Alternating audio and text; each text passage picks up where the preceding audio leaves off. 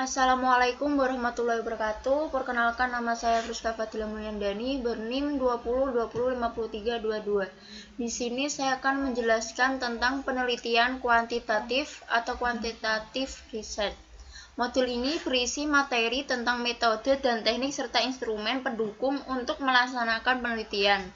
Mahasiswa memahami metode penelitian, instrumen, dan teknik yang tepat untuk jenis penelitian.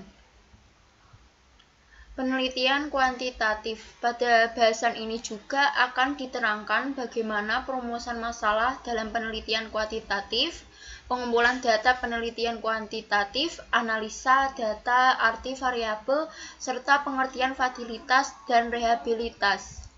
Penelitian kuantitatif pada dasarnya merupakan suatu pengamatan yang melibatkan suatu ciri tertentu berupa perhitungan, angka, atau kuantitas. Penelitian kuantitatif ini didasarkan pada perhitungan persentase, rata-rata, C-kuadrat, dan juga perhitungan statistik lainnya. Metode penelitian kuantitatif dapat diartikan sebagai metode penelitian yang berlandaskan pada filsafat positisme, digunakan untuk meneliti pada populasi atau sampel tertentu. Teknik pengambilan sampel pada umumnya dilakukan secara random. Pengumpulan data menggunakan metode penelitian kuantitatif dapat diartikan sebagai metode penelitian yang berlandaskan pada filsafat positisme, digunakan untuk meneliti pada populasi atau sampel tertentu. Teknik pengambilan sampel pada umumnya dilakukan secara random. Pengumpulan data menggunakan instrumen penelitian, analisis data bersifat kuantitatif atau statistik dengan tujuan untuk menguji hipotesis yang telah ditetapkan. Dalam melakukan penelitian kuantitatif, kita seringkali mengalami kesulitan tentang metode statistika mana yang akan digunakan. Hal ini umumnya disebabkan kita tidak dapat materi penelitian lengkap dan terintegrasi. Selain itu, buku-buku yang kita temui pun umumnya tidak membahas hal tersebut secara menyeluruh.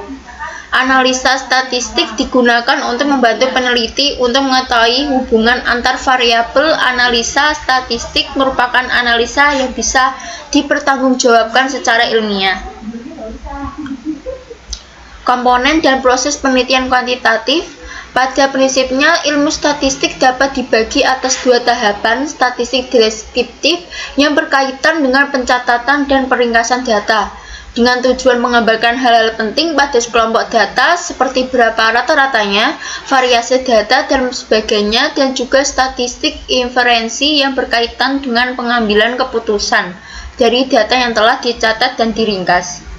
Salah satu metode kuantitatif yang banyak digunakan untuk analisis data adalah dengan menggunakan statistika. Gambar 1.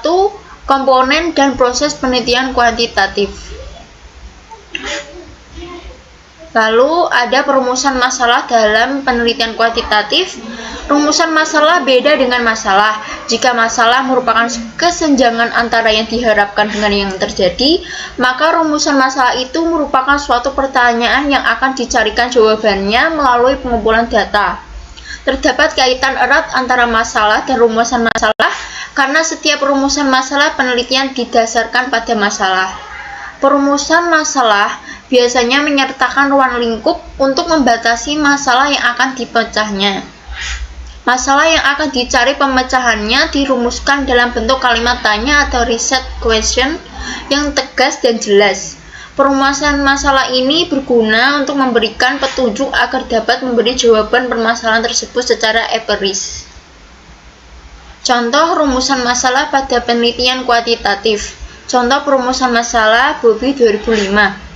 Adapun permasalahan yang terjadi pada penggunaan akhir untuk menggunakan sistem baru, dalam ini sistem core banking, tampaknya pengguna akhir tidak begitu tertarik untuk menggunakan sistem baru yang menggantikan sistem legacy.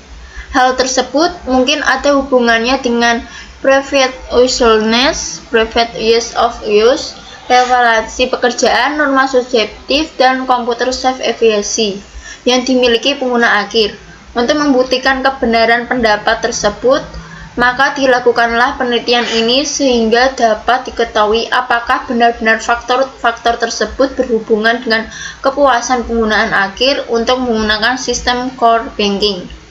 Dengan demikian, permasalahan yang hendak dijawab dalam penelitian ini secara umum apakah terdapat hubungan antara perfect usefulness, perfect ease of use, prevalensi pekerjaan, norma subjektif, dan komputer self efficiency dengan kepuasan penggunaan akhir untuk menggunakan sistem core banking. Contoh ruang lingkup masalah pada penelitian kuantitatif. Contoh ruang lingkup masalah Bobby 2005. Masalah utama yang akan dikaji dalam penelitian ini adalah kepuasan pengguna akhir terhadap sistem core banking masih rendah. Hal ini diduga disebabkan karena penerimaan atas sistem masih rendah yang antara lain dipengaruhi oleh komputer self efficiency, norma subjektif, perfect usefulness, perfect ease of use, dan prevalensi pekerjaan yang masih rendah pula. Berdasarkan pertanyaan masalah yang ada, dapat dilihat bahwa subjek dari penelitian adalah penggunaan akhir sistem dan penelitian dilakukan pada tahap implementasi sistem saja. Bentuk-bentuk masalah pada penelitian kuantitatif.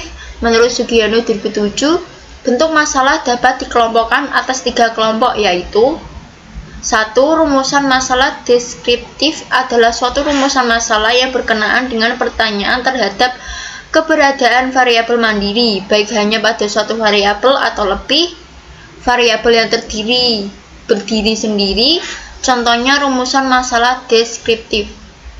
A. Seberapa besar tingkat efisiensi yang dihasilkan dari pemanfaatan teknologi informasi di PTA? B. Bagaimana mengkualifikasi nilai manfaat aplikasi penunjang utama proses bisnis yang bersifat tangible maupun intangible? C. Bagaimana mengkualifikasi biaya pengembangan dari beberapa alternatif skema sistem pendukung sebagai bagian dari perencanaan BJP? D. Seberapa besar peningkatan optimalisasi pemanfaatan aplikasi CRM Indosat pasca pembentukan proses bisnis tersebut? Yang kedua, rumusan masalah komparatif adalah rumusan masalah penelitian yang membandingkan keberadaan satu variabel atau lebih pada 2 atau lebih sampel yang berbeda atau pada waktu yang berbeda. Contoh rumusan masalah kompetitif, apakah pengguna sistem kompeten dan merasa cemas dalam melakukan interaksi dengan komputer? Yang ketiga ada rumusan masalah asosiatif, adalah rumusan masalah penelitian yang bersifat menanyakan hubungan antara 2 variabel atau lebih. Terdapat 3 hubungan, yaitu hubungan simetris, hubungan kasual, dan hubungan interaktif atau timbal balik. Contoh rumusan masalah asosiatif, apakah keharusan menggunakan sistem mengarah pada ketidakpuasan? Contoh perumusan masalah dalam penelitian kuantitatif. Sumber penelitian David Bobby yang berjudul Studi Kepuasan Pengguna Akhir terhadap Sistem Core Banking pada Bank XYZ pada tahun 2005. Saat ini, pada era digital ekonomi, semua aspek dari suatu organisasi berubah. Organisasi dituntut untuk dapat cepat tanggap terhadap tantangan-tantangan yang muncul sebagai akibat persaingan yang semakin mengglobal dan ketat. Penggunaan teknologi mutakhir adalah suatu hal yang sangat mutlak di dalam industri perbankan untuk tetap dapat bertahan dan memenangkan persaingan. Implementasi teknologi baru tidak mungkin berhasil apabila tingkat penerimaan oleh pengguna akhir rendah yang melambangkan tingkat kepuasan yang rendah pula. Meskipun penggunaan sistem core banking di suatu bank adalah suatu keharusan atau majority, namun ketidakpuasan pengguna pada akhirnya dapat mengakibatkan kegagalan. Penekanan perhatian pada sisi teknologi saja dalam suatu proses implementasi teknologi baru akan membawa suatu kegagalan karena sisi manusia sama pentingnya untuk mendapat perhatian khusus. Penelitian ini menggunakan teknologi experience model sebagai model dasar yang dikombinasikan dengan model komputer self-efficacy dan end-user computing stratification. Penelitian yang dilakukan adalah penelitian kuantitatif dengan cara melakukan survei kuesioner. Hasil dari penelitian ini adalah suatu gambaran dari kepuasan pengguna akhir sistem core banking dan hasil analisis jalur yang menunjukkan bahwa preferred usefulness, preferred case of use, dan revaluasi pekerjaan adalah variabel yang mempengaruhi kepuasan penggunaan air tersebut. Manajemen puncak dari manajemen proyek pemegangan diharapkan dapat memberikan perhatian khusus pada faktor-faktor yang mempunyai kaitan erat dengan penerimaan user dalam meningkatkan keberhasilan implementasi sistem sekarang dan di masa yang akan datang. Variabel. Identifikasi variabel merupakan salah satu tahapan yang penting karena mengenal variabel yang sedang diteliti oleh peneliti akan dapat memahami hubungan dengan variabel-variabel yang sedang ditelitinya. Memanipulasi variabel juga dapat dilakukan untuk memberikan suatu perlakuan pada variabel yang bebas dengan tujuan peneliti dapat melihat efeknya bagi variabel terikat atau variabel yang dipengaruhinya. Melakukan kontrol terhadap variabel tertentu dalam penelitian juga perlu diperhatikan agar variabel tersebut tidak mengganggu hubungan antara variabel bebas dan variabel terikat. Masalah sebaiknya mencerminkan hubungan dua variabel atau lebih, karena pada prakteknya peneliti akan mengkaji pengaruh antara variabel tertentu terhadap variabel lainnya. Variabel adalah suatu yang bisa kita ukur, baik berupa pendapat, kepuasan, kinerja, dan lain sebagainya yang bersifat berubah-ubah. Variabel adalah suatu yang akan menjadi objek atau sering juga sebagai faktor berperan dalam peristiwa atau gejala yang akan diteliti. Secara umum, variabel terdiri dari variabel bebas dan terikat. Ditinjau dari sifatnya, variabel dapat dibedakan menjadi variabel kualitatif dan kuantitatif. Variabel dapat dibagi atas dua bagian, yaitu 1. Variabel bebas atau independent variable, biasanya disebut dengan variabel prediksi atau variabel sebenarnya. Disebut juga dengan predictor variable atau right hand side variable atau RHS, merupakan hasil manipulasi peneliti, atribut atau potensial kasus yang diberikan pada investasi penelitian. Yang kedua ada variabel terikat atau dependent variable, disebut juga dengan variabel luaran atau variabel yang bukan sebenarnya. Disebut juga dengan outcome variable atau left hand side variable atau LHS. Ditinjau dari sifat variabel dapat dibedakan menjadi variabel kualitatif dan kuantitatif. 1. Variabel kuantitatif adalah menunjukkan sifat kualitas dari objek yang menghasilkan data kualitatif melalui pengamatan dalam menganalisis data kualitatif yang berasal dari data kualitatif ini. Bila mana akan menggunakan metode statistika, maka data kualitatif tersebut harus dikuantitatifkan melalui cara pemberian skor atau scoring. Hal ini diperlukan mengingat metode statistika merupakan metode komputasi dengan pendekatan kuantitatif. Data demikian ini termasuk data diskrit dengan skala ukur nominal atau ordinal. Yang kedua ada variabel kuantitatif, adalah variabel yang menunjukkan sifat kuantitas akan menghasilkan data kuantitatif melalui hasil pemecahan atau pengukuran atau pemeriksaan laboratorium dan lain-lain, yang bisa berupa data diskrit atau kontinu dengan skala ukur interval dan rasio. Macam-macam data variabel. 1. Berdasarkan kategori atau kategorikal. Binary atau discomus, yaitu variabel yang mempunyai dua nilai kategori yang saling berlawanan. Contohnya murid dan bukan murid, laki dan perempuan, dan sebagainya. Nominal atau non-ordered polytomous, dalam skala nominal dipergunakan angka-angka, namun angka-angka tersebut hanya merupakan tanda untuk mempermudah analisis. Misalnya jenis kelamin laki-laki dan perempuan, agama Islam, Katolik, Protestan, Hindu, dan lainnya. Suku bangsa ada Jawa, Batak, Sunda, Minang, dan sebagainya. Hal ini biasanya untuk jenis kelamin laki-laki dengan kode 1 dan perempuan 2, status perkawinan dengan kode 1, belum kawin 2, kawin 3, janda atau duda 4, cerai. Di mana angka-angka tersebut semata-mata hanya merupakan tanda saja dan urutan angka itu tidak berarti apapun.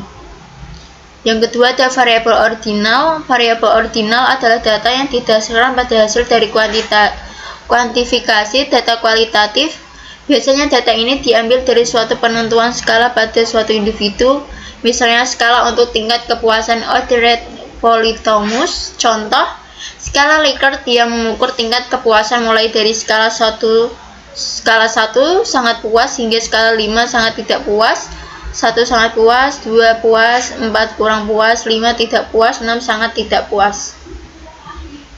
Variabel ukur atau metrik variabel memiliki bentuk sebagai berikut. Interval merupakan angka kuantitatif namun tidak memiliki nilai non mutlak. Misalnya untuk mengukur temperatur dengan menggunakan skala Fahrenheit dan Celcius, di mana masing-masing memiliki skala tersendiri dan sama-sama menggunakan 0 dalam satuan skalanya. Perbedaannya hanya terletak pada jaraknya. Rasio hanya berupa angka kuantitatif yang memiliki nilai 0 mutlak, contohnya perhitungan variabel. Untuk mengatur variabel, kita memerlukan instrumen, di mana instrumen dapat digunakan untuk memenuhi persyaratan tertentu, di antara dari segi fatalitas atau kesahihan yang menunjukkan sejauh mana alat pengukur itu mengukur apa yang dimaksud untuk diukur. Reliabilitas suatu alat pengukur menunjukkan hasil pengukuran yang berupa kepekaan atau akurasi. Data yang dibutuhkan dalam penelitian tergantung pada tujuan penelitian. Dalam hal ini, maka perlu diperhatikan apakah datanya berupa data kualitatif atau data kuantitatif. Jenis data kualitatif merupakan jenis data yang dapat diukur secara langsung atau dapat dihitung, sedangkan data yang hanya dapat diukur secara tidak langsung termasuk ke dalam jenis data kualitatif. Dari seluruh jenis variabel atau nominal, ordinal, interval, dan rasio memiliki sifat-sifat seperti pada tabel 1. Komponen dan proses penelitian kuantitatif. Tabel 1, sifat-sifat dari 4 skala dalam sebuah variabel. Skala di sini ada nominal, ordinal, interval, dan ratio. Yang ordinal diferensinya ada yes, ordernya no, distance no, unique origin no, measure of center tendency mode, measure of direction tidak ada, dan some test of explanation x pangkat 2. Pembagian data dalam suatu variabel. Data, jenis data ada kualitatif, yaitu nominal dan ordinal, kuantitatif, internal, dan rasio. Merupakan gambar 2 pembagian data untuk pengolahan statistik.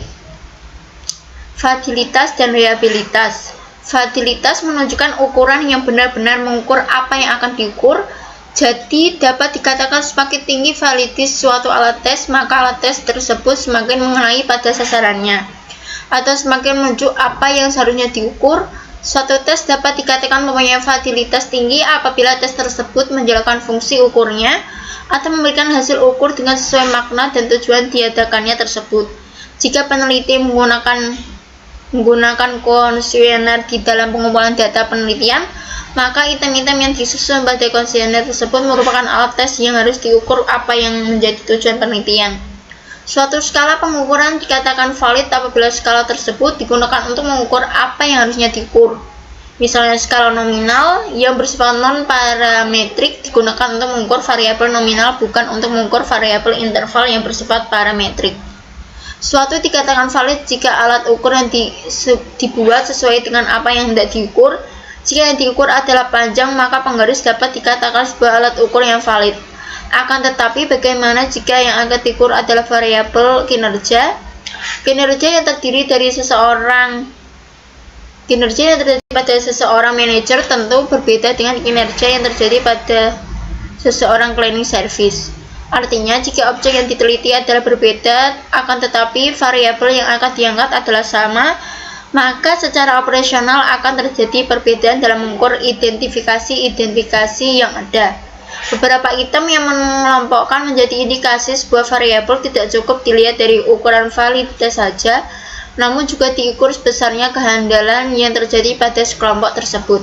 Sama halnya dengan uji validitas. Untuk mengukur reliabilitas sebuah instrumen dapat digunakan beberapa metode seperti Spielhaft, Abercrombie, Test Reset, Rulon, Hayot, dan banyak lagi sebagainya. Pengertian fatalitas atau kesahihan dan reliabilitas atau keterandalan yang berarti mengukur suatu secara konsisten apapun yang diukur. Jika Pengukuran dilakukan dalam kondisi apapun akan memberikan hasil yang sama. Dari data yang dikumpulkan, jadi dapat kita simpulkan bahwa suatu alat ukur yang tidak dapat real pasti tidak valid, begitu pula dengan alat ukur yang reliable yang belum tentu valid. Gambar 3 merupakan validitas dan reliabilitas. Sekian dari saya. Apabila ada kesalahan tutur kata yang kurang berkenan, saya mohon maaf sebesar-besarnya. Wassalamualaikum warahmatullahi wabarakatuh.